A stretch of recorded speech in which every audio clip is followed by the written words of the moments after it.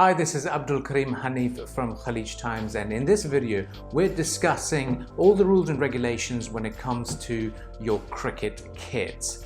Now, almost every cricket fan is gripped with the cricket fever, and there is nothing worse than dampening the mood with some controversies, be it with decisions made by an umpire or players penalised for their choice of equipment.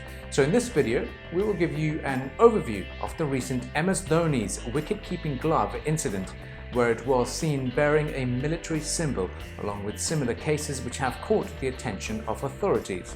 Now, in the game against South Africa, the TV cameras had spotted MS Dhoni's gloves featuring the dagger logo, which is known as the Balidan badge on his wicket-keeping gloves. First up, it is to understand what the Balidan badge is. It is the regimental dagger insignia of the Indian Para Special Forces, which Dhoni has earned. Now, MS Dhoni is an honorary lieutenant colonel in India's parachute regiment. Dhoni took this very seriously. He underwent a 2-week initial training with the elite para regiment of the force in Agra in 2015 and has also completed 5 parachute jumps at the end of his course. Now, Dhoni's decision to have that symbol gained widespread attention on television and on social media in India, with hashtag #DhoniKeepTheGlove trending on Twitter after it was flagged for violating the ICC rules. Now, despite the calls, the International Cricket Council has rejected a request from the BCCI's Committee of Administrators to allow former Indian skipper Mahendra Singh Dhoni to keep the Balidan badge on his wicket-keeping gloves. One may question why the ICC is rejecting the appeal. Well, as per the guidelines, players and team officials shall not be permitted to wear, display, or otherwise convey messages through armbands or other items affixed to clothing or equipment, unless approved in advance by both the player or team officials board and the ICC Cricket Operations Department. It further adds that should there be an application for such signs, the party seeking approval must apply to ICC for the grant of such approval, and such approval must have been granted in advance of the commencement of the match or series in question. Now, similar incidents took place in March, where as a mark of respect for the CRPF personnel who lost their lives in the Pulwama terrorist attack, Indian cricketers wore special army caps during the 3rd ODI against Australia and donated their match fee to the National Defence Fund.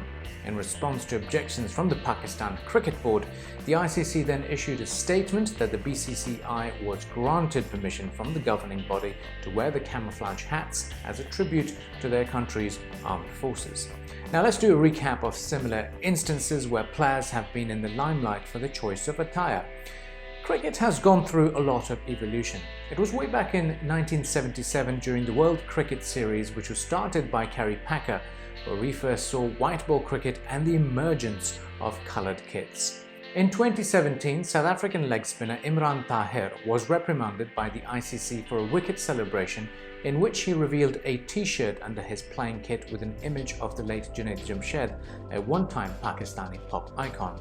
In July 2014, Moeen Ali was banned from wearing Save Gaza and Free Palestine wristbands in the remainder of the 3rd Test against India.